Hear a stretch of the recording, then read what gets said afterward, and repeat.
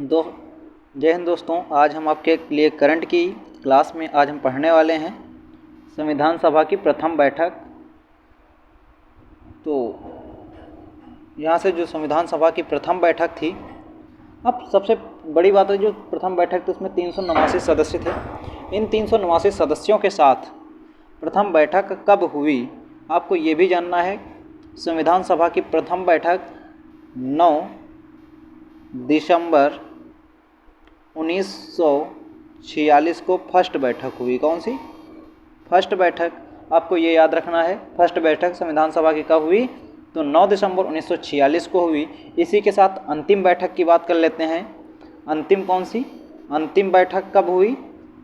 तो 24 जनवरी 1950 को हुई।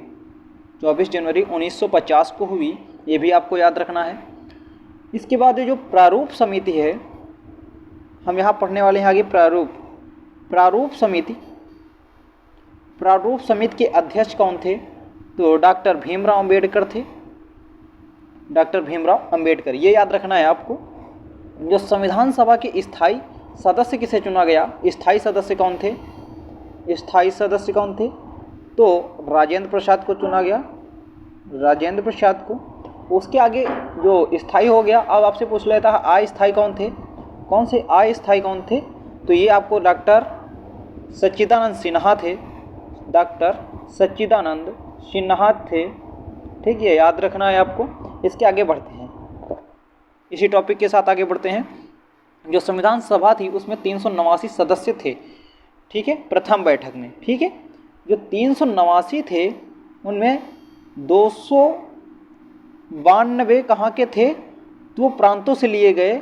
चीफ कमिश्नरी से 4 लिए गए और देसी रियासत से 93 लिए गए। कितने? 93। तो ये मिला के कितने हो जाते हैं? सबको ऐड करने के बाद मिलता है 389, ठीक है, याद रखना है आपको। इसके आगे बढ़ते हैं।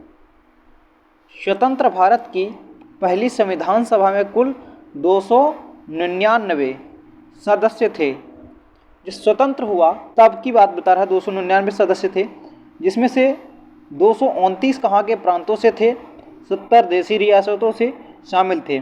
भारतीय संविधान सभा में कुल महिलाओं की संख्या 15 थी। जो स्वतंत्र भारत था, भारतीय संविधान सभा में कुल महिलाएं कितनी थीं? तो ये आपको याद रखना, 15 महिलाएं थीं, याद रखना है आपको। इसी के साथ आगे बढ़ते हैं। इसी के साथ आगे आ चुके हैं हम कहाँ पे? आपको नोट पढ़ना है, ये आपको लिए नोट आपको मैंने बना दिया है। यहाँ से नोट में पढ़ना है। भारतीय संविधान में कुल 22 भाग हैं। कितने? 22 भाग हैं और 22 भाषाएं हैं। कितने?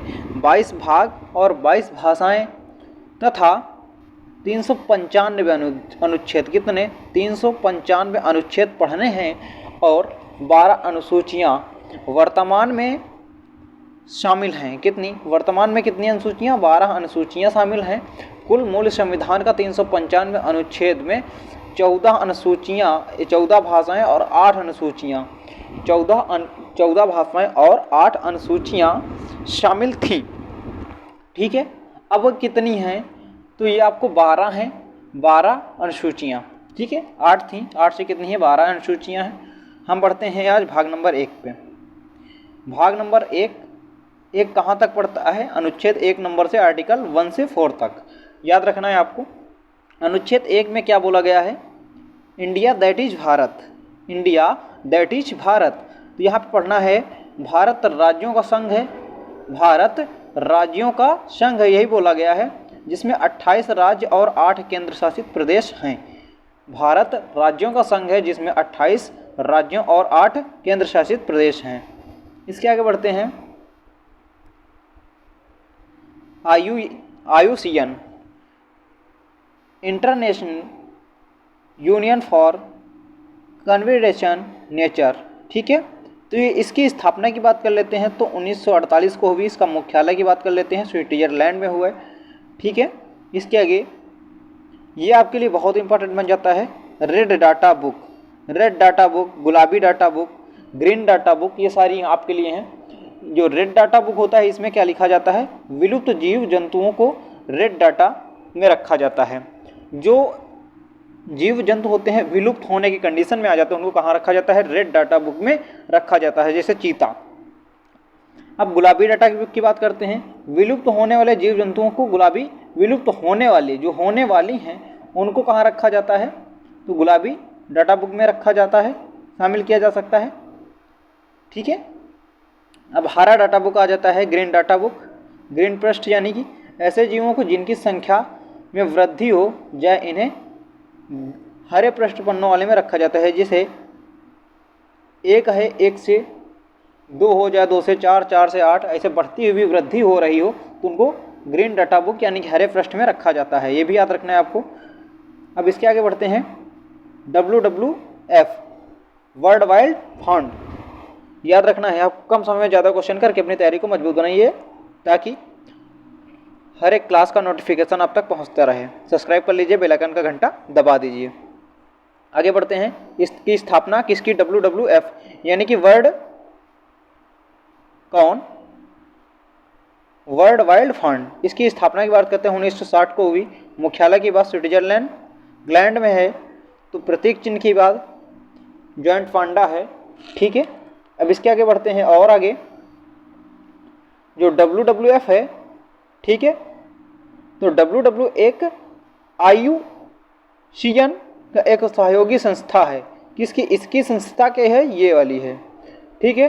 तो नोट में आपको याद रखना है 1972 स्टॉकहोम सम्मेलन, ये कहाँ हुआ था, स्वीडन में हुआ था। इस सम्मेलन में पर्यावरण को संतुलित करने के लिए इस सम्मेलन का आयोजन 1972 में किया गया था।